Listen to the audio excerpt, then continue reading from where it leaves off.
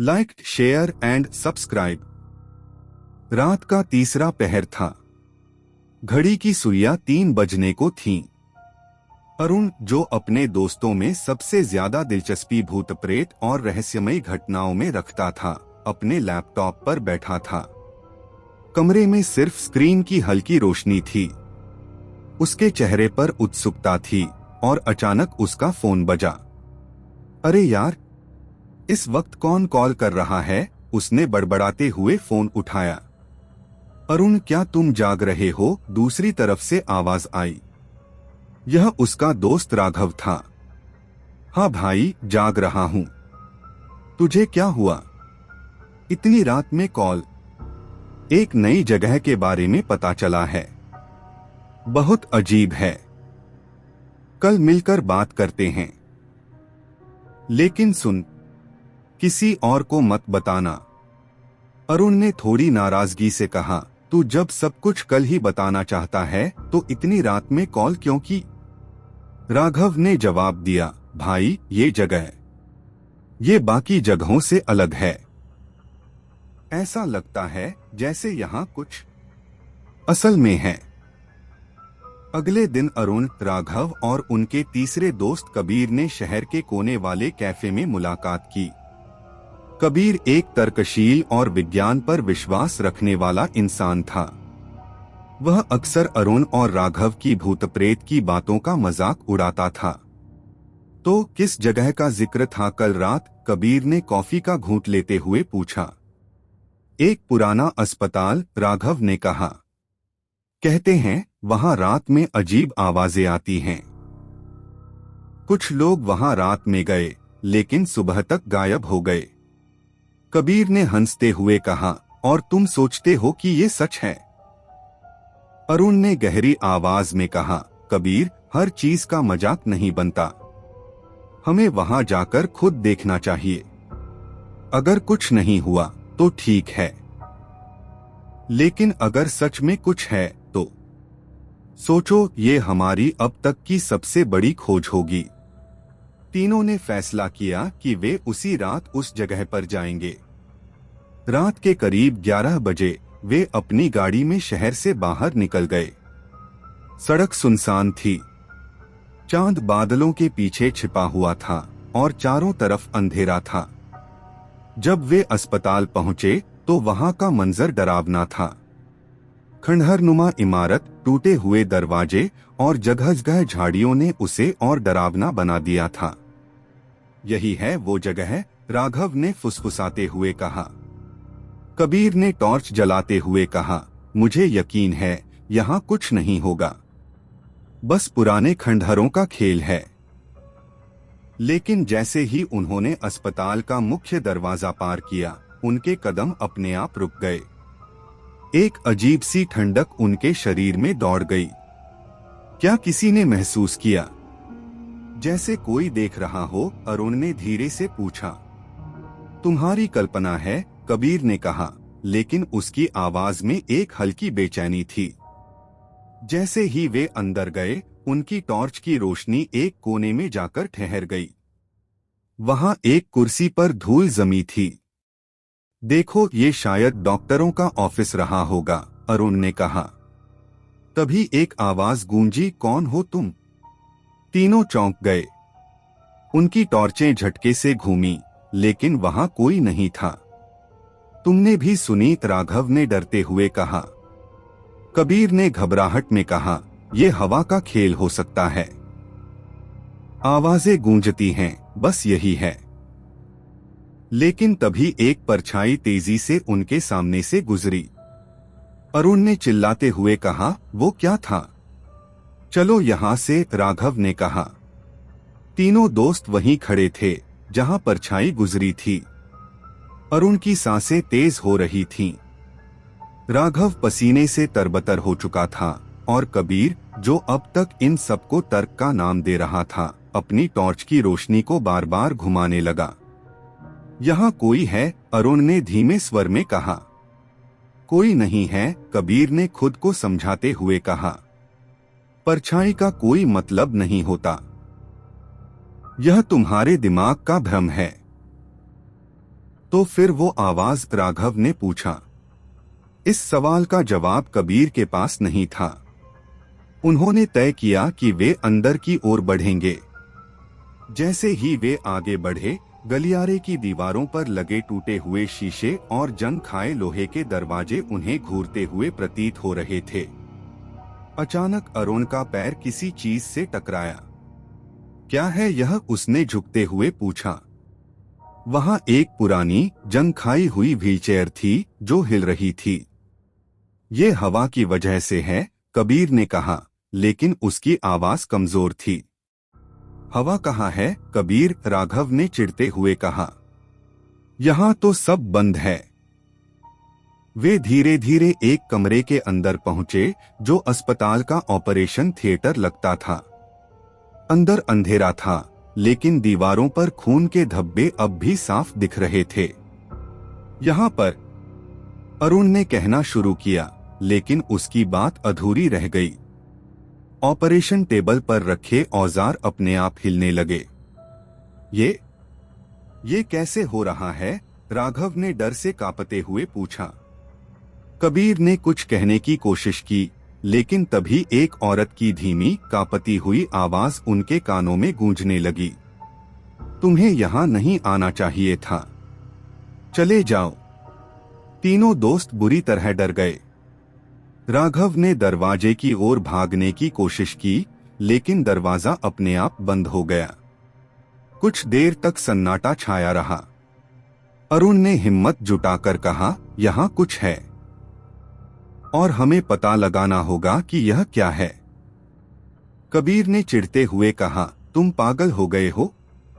हम यहाँ फंस गए हैं और तुम पता लगाना चाहते हो? राघव ने कहा, कबीर शांत हो जाओ। घबराने से कुछ नहीं होगा। हमें सोच समझकर काम करना होगा। उन्होंने कमरे की दीवारों को खंगालना शुरू किया। तभी उन्हें एक पुरानी फाइल मिली। उस पर धूल की मोटी परत थी। क्या है इसमें? अरुण ने पूछा। कबीर ने फाइल खोलते हुए कहा, यहाँ लिखा है कि यह अस्पताल बंद क्यों हुआ। फाइल के पन्ने पीले पड़ चुके थे। लिखा था, 1978 में इस अस्पताल में एक भयानक हादसा हुआ। ऑपरेशन के दौरान डॉक्टर की गलती से एक महिला की मौत हो गई। कहते हैं उसकी आत्मा अब भी यहाँ भटकती है। तो क्या ये वही है? राघव ने कांपते हुए कहा। शायद, अरुण ने कहा। लेकिन अगर यह सच है तो यह आत्मा हमसे क्या चाहती है? जैसे ही उन्होंने फाइल पढ़ी, कमरे में ठंडक बढ़ने लगी। दीवारों पर परछाइयां बनने लगीं। ये परछाइयां क्यों हिल रही हैं? राघव ने डरते हुए पूछा। ये हमसे कुछ कहना चाहती हैं, अरुण ने धीरे से कहा। अचानक दीवार पर एक उंगली की तरह की आकृति बन गई जो फर्श की ओर इशारा कर रही थी। क्या हमें वहां देखना चाहिए? कबीर ने पूछा। और क्या विकल्प है? अरुण ने जवाब दिया। वे झुककर फर्श पर देखने लगे। वहां एक लकड़ी का पट्टा था जो टूटने वाला था। अरुण ने उसे खींचकर उठाया तो उसके नीचे एक सीढ़ी दिखी। क्या नीचे जाना ठीक होगा? राघव ने घबराते हुए पूछा। हमें जाना होगा। जवाब वहीं मिलेगा, अरुण ने दृढ़ता से कहा। वे सीढ़ियों से नीचे उतरे। नीचे का माहौल और भी डरावना था। सीढ़ियों के अंत में एक बड़ा कमरा था जिसमें टूटे फूटे फर्नीचर और दीवारों पर अजीबोगरीब चित्र बने हुए थे। ये सब क्या है? राघव ने हैरानी से पूछा। शायद यहाँ कुछ अनुष्ठान किए जाते थे, अरुण ने कहा। तभी उनकी टॉर्च की रोशनी एक कोने में पड़ी अलमारी पर पड़ी। उसमें से एक और फाइल निकली। यह फाइल पहले वाली से भी ज्यादा भयानक थी। उसमें कुछ बच्चों के नाम लिखे थे और उनके सामने लिखा था, मृत्यु तिथि अज्ञात। ये बच्चे कौन थे? राघव ने पूछा। शायद ये उस महिला के बच्चे थे, कबीर ने अनुमान लगाया। जैसे ही उन्होंने यह बात कही, कमरे में एक जोरदार धमाका हुआ। हमें यहाँ से निकलना होगा, राघव ने चिल्लाते हुए कहा। लेकिन तभी एक परछाई उनके सामने आ खड़ी हुई। तीनों दोस्त डर के मारे जड़ हो गए। परछाई धीरे धीरे स्पष्ट होने लगी। उसकी आकृति एक औरत जैसी थी। उसके लंबे बाल, फटे पुराने कपड़े और लाल चमकती आंखें उसे बेहद डरावना बना रही थीं। तुम लोग यहाँ क्यों आए हो? उसकी गूंजती हुई आवाज ने पूरे कमरे को कंपा दिया। अरुण ने साहस जुटाकर कहा, हम सिर्फ सच जानने आए हैं। सच? परछाई ने तीखी हंसी हंसते हुए कहा। सच जानना आसान नहीं है। जो यहाँ सच जानने आया वो कभी वापस नहीं गया। तुम कौन हो? राघव ने कांपते हुए पूछा। मैं वही हूँ जिसे इस अस्पताल ने मारा है, जिसकी चीखों को दीवारों ने सुना लेकिन किसी ने मदद नहीं की। कबीर ने थोड़ी हिम्मत दिखाते हुए कहा, तुम हमें चोट पहुंचाना चाहती हो? परछाई ने गुस्से में कहा, चोट नहीं, मैं तुम्हें सजा दूंगी।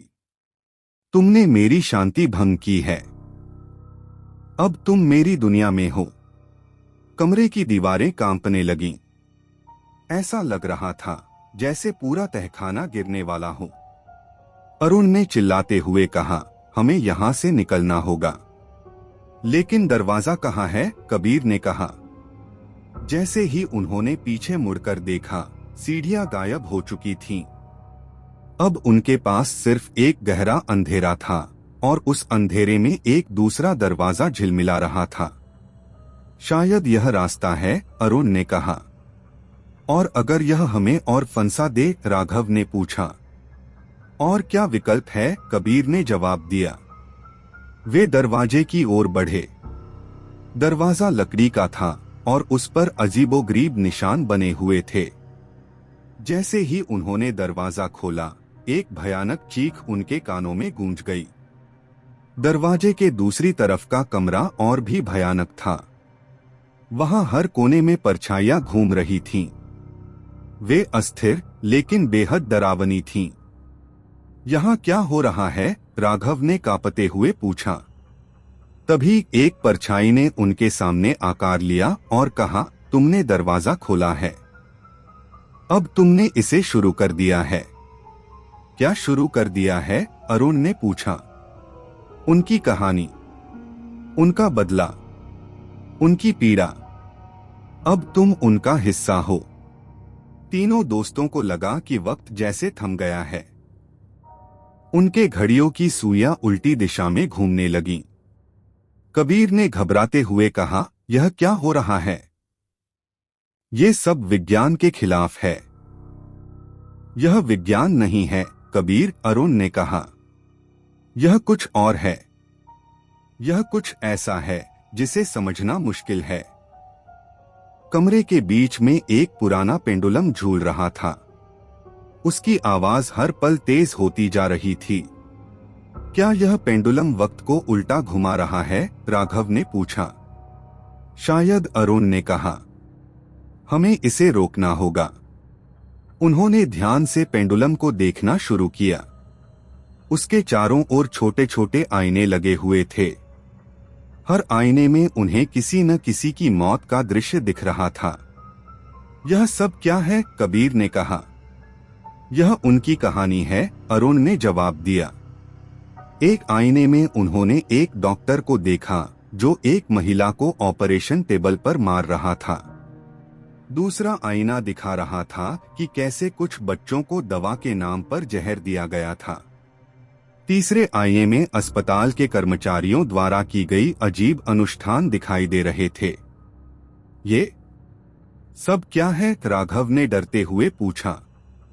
यह वह सच्चाई है जो यह जगह छुपाए बैठी है। तभी परछाई फिर से प्रकट हुई। तुमने सब देख लिया। अब बताओ, क्या तुम इसे रोक सकते हो? कैसे रोकें? अरुण ने कहा। हमें बताओ, हम तुम्हारी मदद करना चाहते हैं। परछाई ने धीरे से कहा, जो कुछ भी हुआ है उसे वापस ठीक करना होगा। मेरी मौत का बदला लेना होगा। इन दीवारों के भीतर छुपे रहस्यों को बाहर लाना होगा।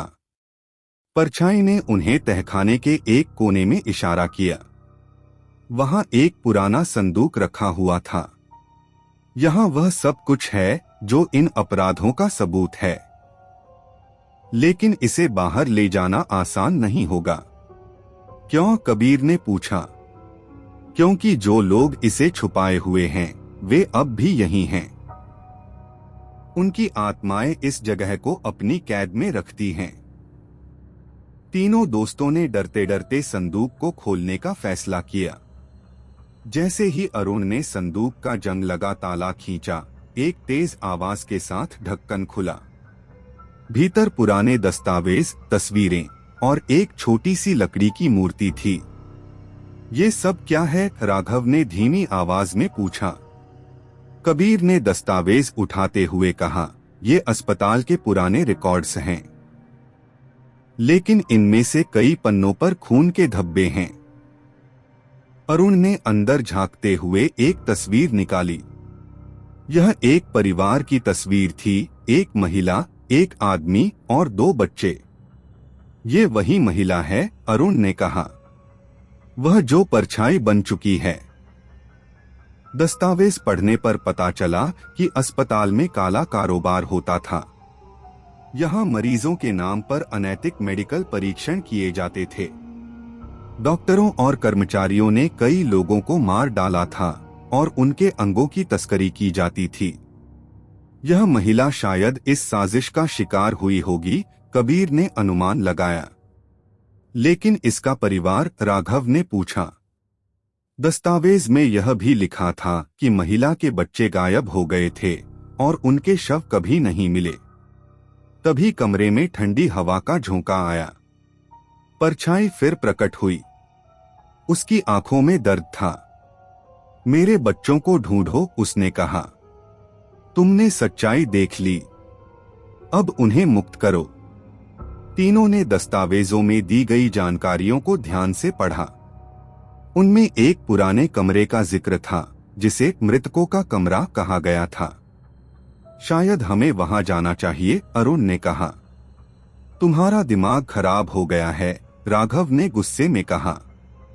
हम पहले ही बहुत देख चुके हैं। अब हमें यहाँ से निकल जाना चाहिए।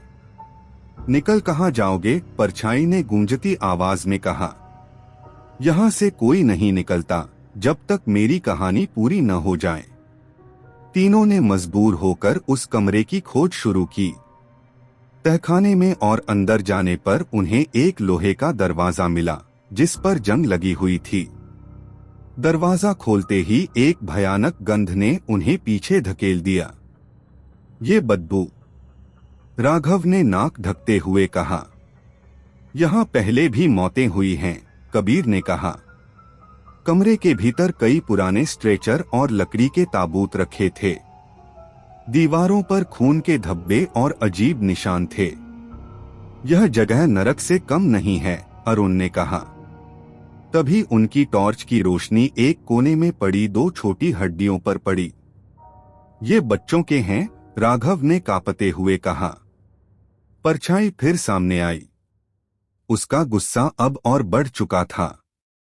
इन लोगों ने मेरे बच्चों को मुझसे छीन लिया, मुझे जिंदा मार दिया, और अब तुम सोचते हो कि यहां से बच जाओगे? तुम्हें जो चाहिए हम करने को तैयार हैं, अरुण ने कांपते हुए कहा। मुझे उनका अंत चाहिए। उनकी आत्माओं को नष्ट करना होगा। वे अब भी इस जगह को अपनी बुराई से जकड़े हुए हैं। परछाई ने उन्हें निर्देश दिया कि तहखाने के एक और हिस्से में जाना होगा। वहां एक अनुष्ठान कक्ष था जहां डॉक्टर और कर्मचारी अपने काले जादू से मृतकों की आत्माओं को बांधते थे। जब वे उस कक्ष में पहुंचे तो उन्हें 4 परछाइयां नजर आईं। वे सब किसी समय अस्पताल के कर्मचारी रही थीं।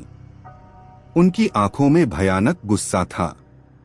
तुम्हें यहाँ नहीं आना चाहिए था, एक ने कहा। अब तुम भी इन आत्माओं का हिस्सा बनोगे, दूसरे ने धमकी दी। अरुण ने परछाइयों से कहा, तुमने जो किया वह भयानक था। अब इसे खत्म करना होगा। परछाइयों ने तेज चीखें मारनी शुरू की। पूरा कमरा हिलने लगा। अब क्या करें? राघव ने घबराते हुए पूछा। हमें इनकी कमजोरियों का पता लगाना होगा, कबीर ने कहा। उन्होंने देखा कि कमरे के बीच में एक पत्थर की वेदी थी। उस पर एक काली किताब और मोमबत्तियां थीं। अरुण ने किताब को खोलते हुए पढ़ा। जो आत्माएं बुराई में जकड़ी हुई हैं, उन्हें उनके ही कर्म से मुक्त किया जा सकता है। हमें इन परछाइयों के अपराधों को सबके सामने लाना होगा, कबीर ने कहा। तीनों ने दस्तावेजों और तस्वीरों को अपने बैग में रखा और जल्दी से तहखाने से बाहर निकलने का रास्ता ढूंढा। परछाइयां उन्हें रोकने की कोशिश कर रही थीं, लेकिन परछाई की चेतावनी उन्हें सुरक्षित रास्ता देती रही। जब वे बाहर निकले तो सुबह हो चुकी थी। सूरज की रोशनी में अस्पताल का डरावना चेहरा अब भी वैसा ही लग रहा था, लेकिन वे जानते थे कि सच्चाई दुनिया के सामने लानी होगी। अस्पताल से बाहर निकलते ही तीनों दोस्तों ने गहरी सांस ली। बाहर की ताजी हवा ने उनके शरीर में थोड़ी ऊर्जा भर दी, लेकिन उनके दिल अब भी डर से भरे हुए थे। राघव ने अपने चेहरे से पसीना पोंछते हुए कहा, ये सच में हुआ था। मुझे अभी भी यकीन नहीं हो रहा। अरुण ने गंभीर आवाज में कहा, ये सब सच है। और अब हमारी जिम्मेदारी बनती है कि इस सच्चाई को बाहर लाएं। उन मासूमों को इंसाफ मिलना चाहिए। कबीर, जो अब तक सबसे तर्कशील था, खामोश था। उसकी आंखें अस्पताल के दरवाजे पर जमी थीं। उसने धीरे से कहा, लेकिन क्या हम इसे कर पाएंगे? वो परछाइयां इतनी ताकतवर हैं। और अगर उन्होंने हमें फिर से घेर लिया तो? डर से भागना हल नहीं है, अरुण ने कहा। हमने सबूत इकट्ठा कर लिया है। अब हमें इसे दुनिया तक पहुंचाना होगा। वे तीनों अस्पताल से काफी दूर जाकर रुके।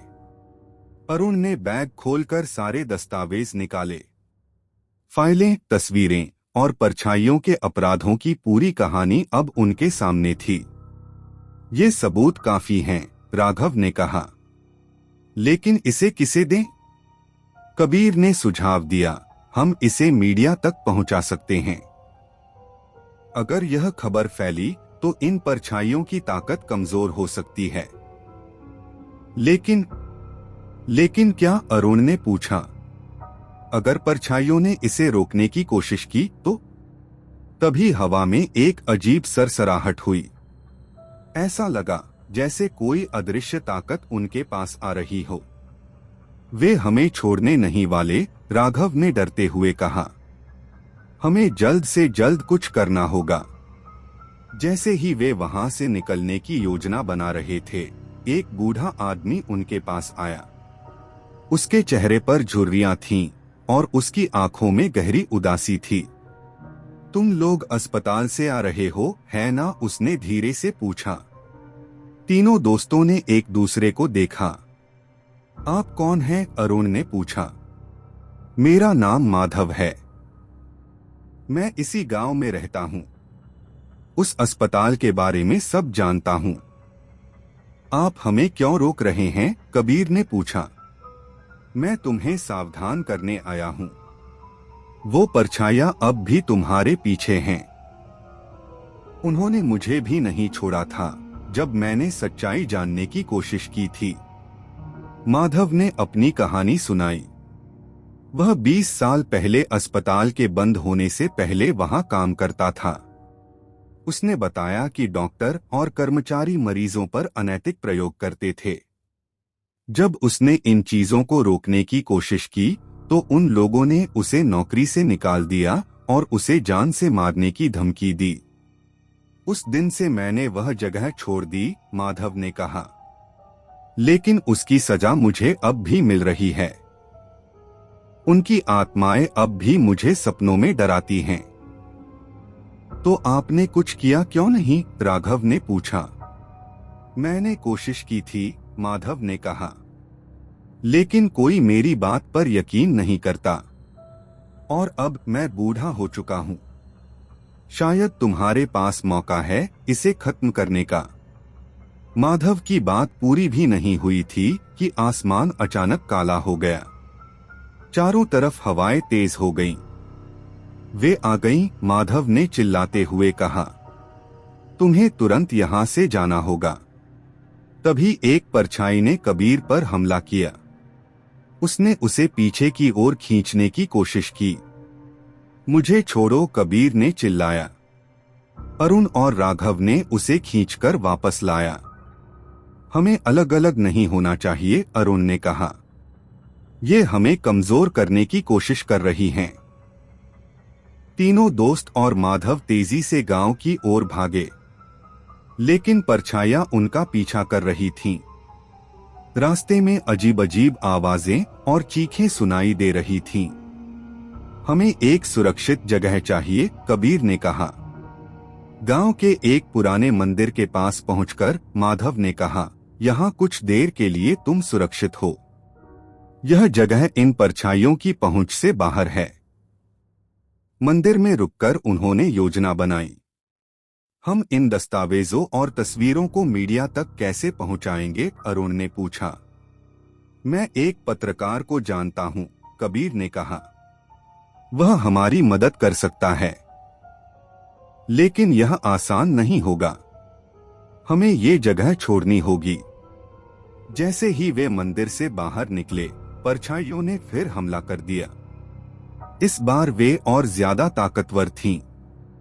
उन्होंने चारों ओर अंधेरा फैला दिया। हमें तेजी से गांव छोड़ना होगा, अरुण ने कहा। कहानी जारी रहेगी। मंदिर से बाहर निकलते ही परछाइयों ने गांव के चारों ओर एक अजीब धुंध फैला दी। ऐसा लग रहा था कि उन्होंने सबको अपनी गिरफ्त में ले लिया हो। चारों तरफ अजीब सी सिसकियों और चीखों की आवाजें आ रही थीं। ये धुंध, ये सामान्य नहीं है, राघव ने धीमी आवाज में कहा। माधव ने उनकी बात काटते हुए कहा, ये परछाइयों का फंदा है। वे तुम्हें यहीं फंसाने की कोशिश कर रही हैं। अरुण ने कहा, हमें जल्द से जल्द गांव छोड़ना होगा। हर पल हमारे खिलाफ जा रहा है। पर कैसे, कबीर ने कहा। वे हर रास्ते को बंद कर रही हैं। माधव ने थोड़ी देर सोचने के बाद कहा, गांव के बाहर एक पुरानी गुफा है। वो गुफा उन परछाइयों के प्रभाव से बाहर है। अगर हम वहां तक पहुंच गए तो हम थोड़ी देर के लिए सुरक्षित हो सकते हैं। गुफा? और आपने पहले क्यों नहीं बताया, राघव ने झुंझलाते हुए कहा। क्योंकि गुफा तक पहुंचना आसान नहीं है। वहां जाने का रास्ता खतरनाक और जटिल है, और परछाइयां इसे छोड़ेंगी नहीं। गांव के चारों ओर फैली धुंध को चीरते हुए वे माधव की बताई दिशा में भागने लगे। रास्ता पथरीला और घने पेड़ों से घिरा हुआ था। हर कदम पर ऐसा लगता था जैसे कोई उनकी हर हरकत को देख रहा हो। तभी पीछे से एक भयानक चीख सुनाई दी। अरुण ने पलटकर देखा। एक परछाई हवा में तैरती हुई उनकी ओर बढ़ रही थी। तेज दौड़ो, अरुण ने चिल्लाया। परछाई ने उन पर हमला करने की कोशिश की, लेकिन कबीर ने एक जलती हुई लकड़ी उठाकर उसे पीछे धकेल दिया। आग, ये इन पर काम कर सकती है, कबीर ने कहा। कई घंटों की कठिन यात्रा के बाद वे गुफा के पास पहुंचे। गुफा के प्रवेश द्वार पर अजीबोगरीब प्रतीक और शिलालेख बने हुए थे। यह जगह अलग सी लग रही है, राघव ने कहा। यह गुफा पुराने समय में साधुओं की तपस्या का स्थान थी, माधव ने बताया। यहाँ की ऊर्जा इन परछाइयों को अंदर आने से रोक सकती है। वे गुफा में घुसे और अंदर का नजारा देखकर हैरान रह गए। दीवारों पर अजीब चित्र और प्रतीक बने हुए थे। गुफा के बीचों बीच एक पत्थर का वेदी थी, जिस पर एक पुरानी किताब रखी हुई थी। ये क्या है, अरुण ने पूछा। यह किताब इन परछाइयों की शक्ति का स्रोत हो सकती है, कबीर ने कहा। शायद इसी के जरिए हमें इनसे लड़ने का तरीका मिलेगा। कबीर ने किताब खोली और उसके पन्ने पलटने लगा। उसमें उन सभी लोगों की कहानियां दर्ज थीं जो अस्पताल में मारे गए थे। उन पर हुए अत्याचार और उनकी पीड़ा को बड़े विस्तार से लिखा गया था। यह तो उन परछाइयों का इतिहास है, राघव ने कहा। और यही हमारी कुंजी भी हो सकती है, अरुण ने जोड़ा। तभी किताब के एक पन्ने पर एक मंत्र लिखा हुआ मिला। जो आत्माएं पीड़ा में हैं, उन्हें उनके न्याय का हक दिलाकर मुक्त किया जा सकता है। माधव ने कहा, इसका मतलब है कि हमें उनकी कहानी सबके सामने लानी होगी। यही उनका न्याय है। लेकिन यह इतना आसान नहीं होगा, कबीर ने कहा। परछाइयां इसे रोकने की पूरी कोशिश करेंगी। फिर भी हमें यह करना ही होगा, अरुण ने दृढ़ता से कहा। हमारे पास अब और कोई रास्ता नहीं है। गुफा में थोड़ी देर आराम करने के बाद वे वापस गांव जाने के लिए तैयार हुए। लेकिन जैसे ही वे बाहर निकले, चारों तरफ घना अंधेरा छा गया। ये अंधेरा, ये सामान्य नहीं है, राघव ने कहा। वे फिर से हमें रोकने की कोशिश कर रही हैं, माधव ने कहा। तभी चार परछाइयां उनके सामने प्रकट हुईं। तुमने हमारी सच्चाई जान ली है, उन्होंने एक साथ कहा। अब तुम्हें यहाँ से जिंदा जाने नहीं देंगे। अरुण ने तुरंत जलती हुई लकड़ी उठाई और परछाइयों की ओर बढ़ा। हम तुम्हें तुम्हारे पापों का सामना कराएंगे, उसने चिल्लाया। परछाइयां गुर्राने लगीं और उन पर हमला कर दिया। तीनों ने मिलकर परछाइयों से बचने की पूरी कोशिश की। कबीर ने गुफा के अंदर पड़ी किताब से मंत्र पढ़ना शुरू किया। इनके नाम लो, इन्हें न्याय दिलाओ, माधव ने चिल्लाया। अरुण और राघव ने परछाइयों का ध्यान भटकाया, जबकि कबीर ने पूरी ताकत से मंत्र पढ़ा। धीरे धीरे परछाइयां कमजोर पड़ने लगीं। उनकी गुर्राहट दर्द में बदल गई। जैसे ही मंत्र पूरा हुआ, गुफा के आसपास एक उजाला फैल गया। परछाइयां एक एक करके गायब होने लगीं। उनकी जगह हल्की सी सिसकियों की आवाजें सुनाई दीं। क्या ये खत्म हो गईं? राघव ने पूछा। नहीं, अरुण ने कहा। ये मुक्त हो रही हैं। उनकी पीड़ा खत्म हो रही है। गांव में लौटकर उन्होंने सारे दस्तावेज और सबूत मीडिया को सौंप दिए। यह खबर जल्द ही पूरे देश में फैल गई। अस्पताल की भयावह सच्चाई सामने आई और सरकार ने उस जगह को हमेशा के लिए सील करने का आदेश दिया। अब वे परछाइयां मुक्त हो चुकी हैं, अरुण ने कहा। और हमने अपनी जिम्मेदारी पूरी की, कबीर ने जोड़ा। माधव ने उन्हें धन्यवाद दिया और कहा, तुमने जो किया वह कोई और नहीं कर सकता था। इस गांव का कर्ज हमेशा तुम्हारे सिर रहेगा।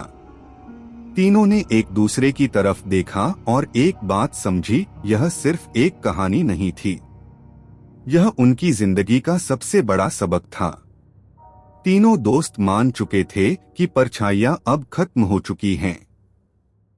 गांव में चारों ओर शांति थी।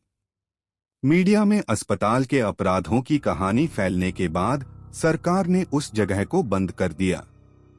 लेकिन क्या यह वाकई अंत था? कई दिन बीत गए। अरुण, राघव और कबीर ने अपने जीवन को सामान्य करने की कोशिश की। लेकिन एक रात अरुण को एक अजीब सपना आया। सपने में उसने देखा कि गुफा के अंदर की वेदी पर रखी किताब अचानक खुद ही पलटने लगी। उसमें से एक स्याह धुंध उठी और हवा में तैरने लगी। तुमने हमें मुक्त किया, लेकिन तुम्हें अभी भी हमारी सच्चाई का सामना करना है, एक आवाज गूंज उठी। अरुण नींद से झटके में उठ गया। उसका दिल तेजी से धड़क रहा था। उसी रात कबीर भी चैन से नहीं सो सका। उसके घर की खिड़कियां अपने आप खुलने लगीं। हवा में एक अजीब सरसराहट थी, जैसे कोई अदृश्य शक्ति उसके आसपास घूम रही हो। कौन है वहां? कबीर ने हिम्मत जुटाकर पूछा। कोई जवाब नहीं आया, लेकिन दीवार पर एक साया अचानक प्रकट हुआ। यह वही साया था जो अस्पताल में उनके सामने आया था। तुमने हमें न्याय दिलाने की कोशिश की, लेकिन अब तुम्हारे ही भीतर सवाल छिपे हैं। तुम्हारा डर खत्म नहीं हुआ है। कबीर ठंडी पसीने में डूब गया। राघव, जो सबसे निडर था, उसने भी एक अनहोनी का सामना किया। उसके कमरे की दीवारों पर अजीब निशान उभरने लगे। ये क्या हो रहा है? उसने घबराकर कहा। दीवार पर खून जैसे लाल अक्षरों में लिखा हुआ था, सच अभी बाकी है। राघव ने फौरन अरुण और कबीर को फोन किया। तीनों दोस्त सुबह होते ही मिले। उनकी आंखों में रात की घटनाओं का डर साफ झलक रहा था। ये फिर से क्यों हो रहा है? राघव ने गुस्से में कहा। हमने तो सब कुछ खत्म कर दिया था। शायद नहीं, कबीर ने गहरी आवाज में कहा। शायद हमने सिर्फ परछाइयों का एक हिस्सा मुक्त किया है। असली सच अभी भी छुपा हुआ है। अरुण ने गुफा और किताब की ओर इशारा करते हुए कहा, हमें वापस उस गुफा में जाना होगा। शायद वहां और कुछ छुपा हुआ है। तीनों दोबारा गुफा की ओर रवाना हुए। इस बार माहौल पहले से भी ज्यादा डरावना था। रास्ते में उन्हें लग रहा था जैसे कोई उनका पीछा कर रहा हो। क्या तुमने ये आवाजें सुनी? अरुण ने धीरे से पूछा। हाँ, ये परछाइयां हैं, कबीर ने जवाब दिया। गुफा के पास पहुंचते ही उन्हें अजीब सी ठंडक महसूस हुई। अंदर जाने पर उन्होंने देखा कि वेदी पर रखी किताब अब गायब थी। यह कैसे हो सकता है? किताब यहां से हिल नहीं सकती थी, राघव ने कहा। किताब अपने आप गायब नहीं हुई, इसे कोई ले गया है, कबीर ने कहा। अरुण ने गुफा की दीवारों पर ध्यान दिया। वहां एक नया चिन्ह उभरा हुआ था, जिसमें एक दरवाजे की आकृति थी। यह दरवाजा कहाँ है? अरुण ने चौंक कर पूछा। माधव, जो उन्हें गुफा तक पहुंचने में मदद कर चुका था, अचानक प्रकट हुआ। यह दरवाजा गुफा के भीतर छुपा है। यह दूसरी दुनिया का रास्ता है, जहां इन परछाइयों की असली शक्ति कैद है। माधव ने गुफा की वेदी पर बने प्रतीकों को छुआ। अचानक जमीन हिलने लगी और गुफा के अंदर एक छुपा हुआ दरवाजा प्रकट हुआ। यह क्या है? राघव ने पूछा। यह उस दूसरी दुनिया का रास्ता है, जहां से ये परछाइयां आती हैं।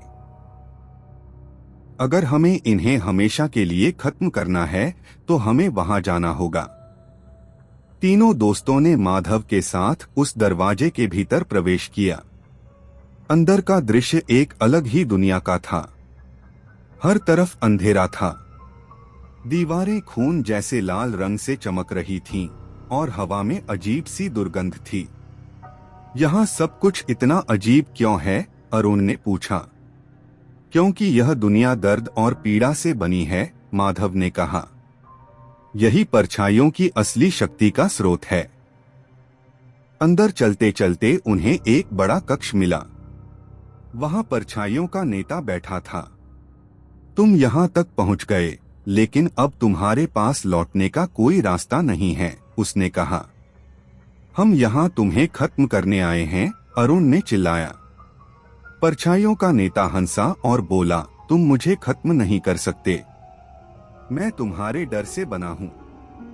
जब तक तुम्हारे अंदर डर है, मैं अमर हूं। अरुण ने गहरी सांस ली और कहा, हम डरते नहीं।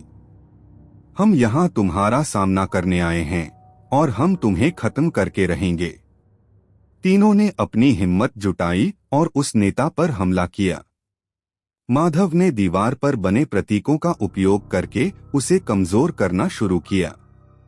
आखिरकार परछाइयों का नेता कमजोर पड़ गया।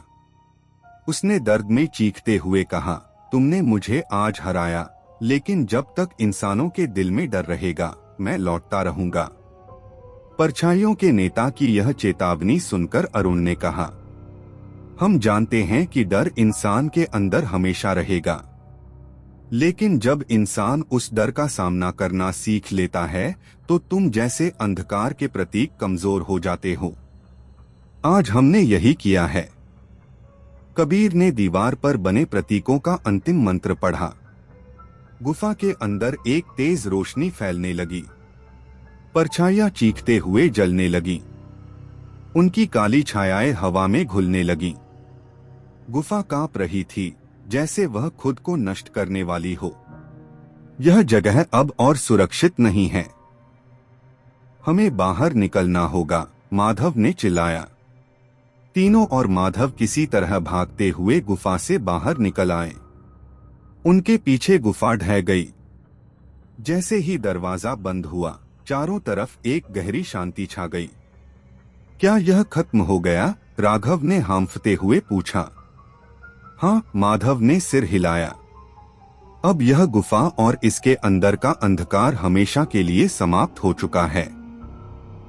तीनों दोस्तों ने गांव में कुछ और दिन बिताए। वे आश्वस्त थे कि परछाइयां अब दोबारा लौटकर नहीं आएंगी।